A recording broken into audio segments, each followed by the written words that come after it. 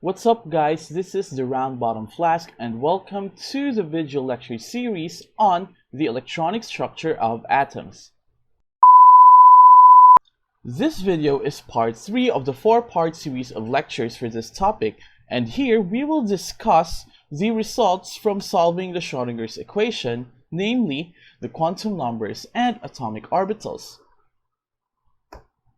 Now, one of the premises of Schrodinger's equation, as discussed in the part 2 of this video, link is posted somewhere above here. Solving the Schrodinger's equation, or rather, getting the total energy of a certain wave function of the electron will give you the area of probability where that electron can be found, and that area of probability is what we call as orbitals. Right? Now, these orbitals can be described using a set of numbers, which is what we call as the quantum numbers, which is the title of this section. So there are 3 quantum numbers that describe the orbitals. So one is the principal quantum number. So a principal quantum number describes the overall energy level of the orbital and in turn the electron that is found in that orbital. So usually we call that as the valence shell, or not the valence shell rather, or the electron shell.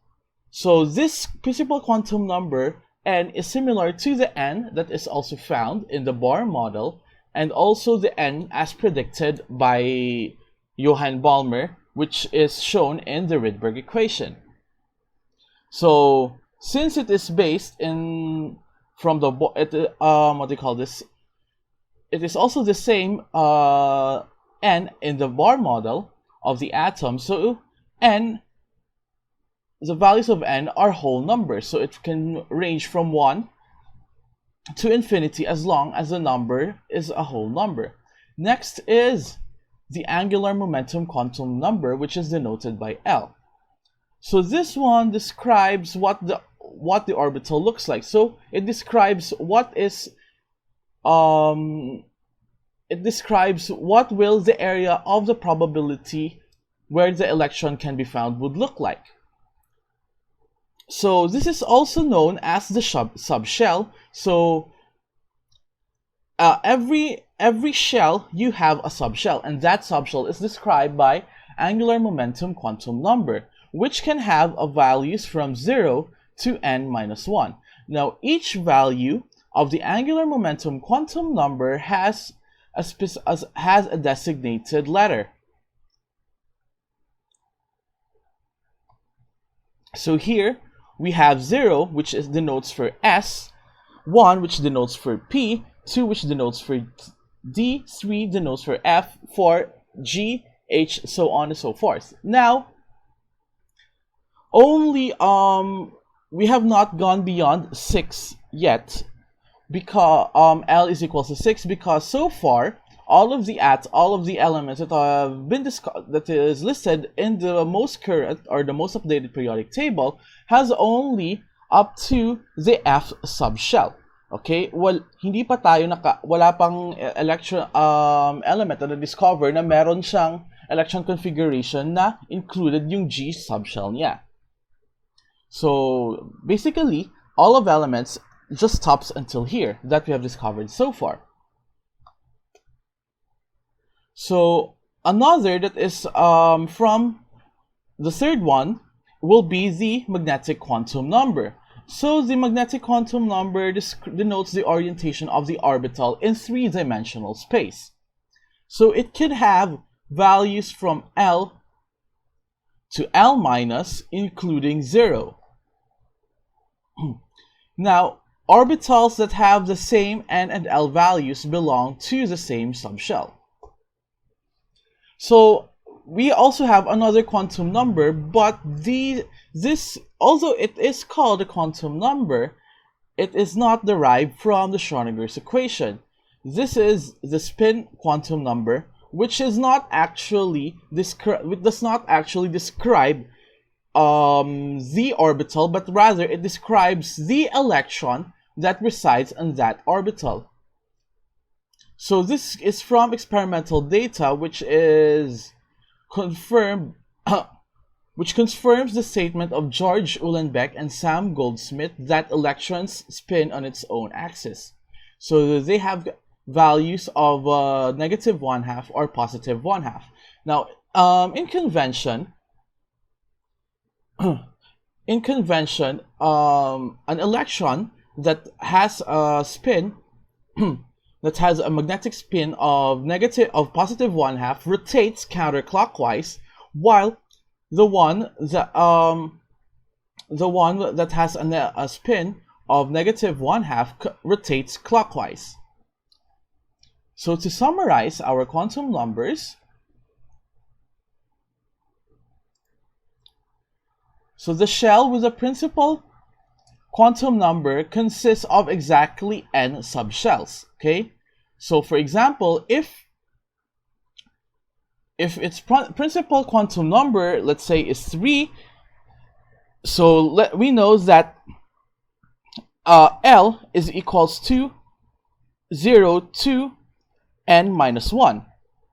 So for 3, it can have values of 0, 1, and 2. So that is equivalent to 3 different subshell. Each value of L is a different subshell. So that means we have 3 different subshells at n is equals to 3, or we say at a third energy level. So your n will be your energy level. So n is equals to 1 is your first energy level, n is to 2 is equals to is your second energy level, so on and so forth. Now, each subshell consists of a specific number of orbitals equal to the number of possible ML values. So for example, in the D subshell, wherein L is equals to 2, it could have values of -L to +L, which is 2, 1, 0, -1, -2. So that is a total of 5 values. That means we have 5 orbitals on the D subshell. Sorry about that. Background noise. It's just my messenger notifying me that someone just messaged me. Well, they're not that important, so just kidding. So lastly, the total number of orbitals in a shell is n squared. Okay. Now,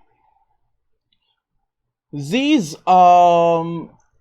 quantum numbers actually arose describes the area of probability wherein the electron can be found, and that is what we call as the atomic orbitals. So atomic orbital, the shape of an atomic orbital is a 3-dimensional plot of the probability density, which is represented by pi squared. So we just square the the wave function of the electron, and you will get the probability density, which is actually this one. Now, if you plot this in a 3D axis, so that is an XYZ axis, this probability density would look like this. Okay, for this wave function alone. Okay.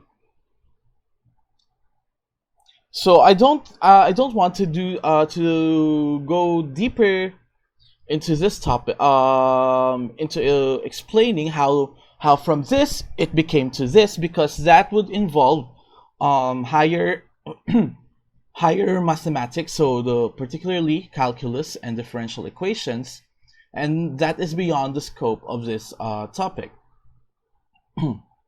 So a radial probability density is just actually a graph. It's just actually a graph that shows the probability of finding the electron versus versus the distance from the nucleus.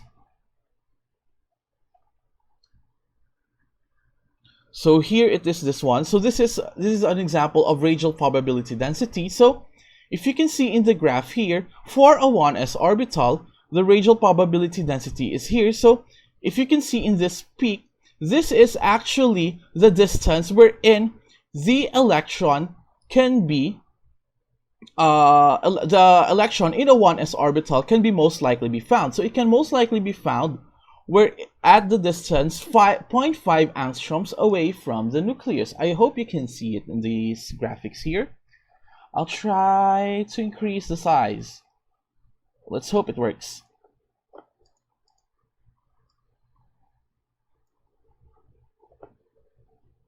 Yep, I hope you can see. So yeah, it's more visible now. So this one here. So if you see the probability is at peak for a 1s orbital. So that means when an electron is in a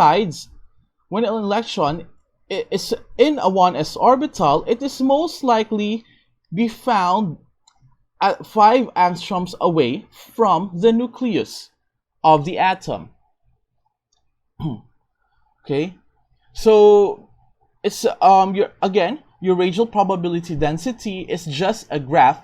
When you do a 3D version of it, the graph becomes a 3D plot, which is now your orbital.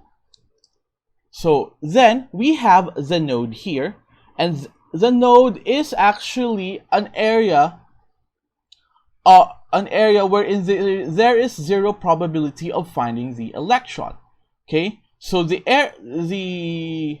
number of nodes can have a values from 0 to L, depending on the subshell of that orbital. So for example,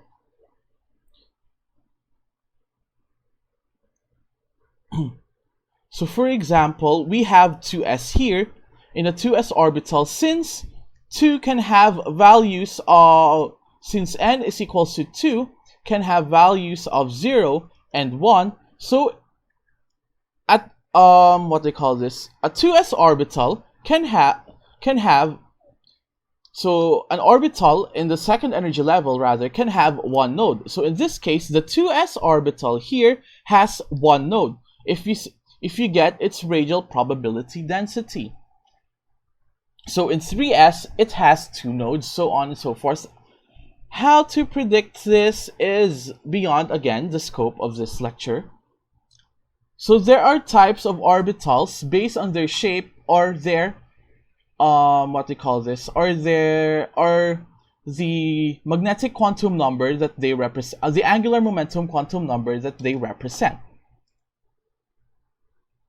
or the values of L that they represent. So S orbital represents the L is equal to 0. So S orbital is spherical in shape, and among the orbitals, it has the highest probability of near the nucleus compared to other orbitals at the same energy level or at the same value of n. So if you're wondering, this is 2s, which is spherical in shape. So we have seen in its radial probability density that it has a node. So where does this node can be found? Now, when you get the cross section of the 2s orbital, its node is actually found here. So it's like the layers of the Earth, if you're familiar with that. So we have the core, the cross, mantle, and core, so on and so forth, and they have these layers here. So the nodes will be in between the layers of an s orbital. So same goes with your 3s rather. Now, p orbitals are dumbbell shaped and has at least one node and can be oriented along at the x, y, or z axis. So those magnetic quantum numbers represents actually of the p subshell represents actually represents on what axis does the p orbital lie. So it could lie either on along the x, along the y, or along the z axis, and that is represented by these subscripts over here. Now, in the context of organic chemistry, the most important will be the s and the p subshell, because if you notice in carbon, its energy level, you will see later on, the carbon has an energy level, as a valence energy level of 2, where it can only house the s and the p orbitals. Next is the d orbitals, which is most are the four of which are cloverleaf shaped, and it usually has 2 nodes. So you also need to remember how they are oriented. So we have the dyz, wherein the d orbital lies along the xy plane. We have the yz plane, dxz, wherein it lies along the xz plane. The dxy, which is the cloverleaf-shaped d orbital, lies on the xy plane, and the dx squared y squared orbital, wherein it lies on the xy plane, and at the same time, the orbitals are what they call this, are parallel also, or rather collinear with the x and the y axis. And also we have the dz squared, wherein some of its dumbbell shapes is actually along the z axis. Next we have f orbitals, which cannot be described enough in words. They are kind of complicated, and this is usually reserved for higher chemistry subjects, particularly in inorganic chemistry. We will proceed to that you will proceed to that as you go along.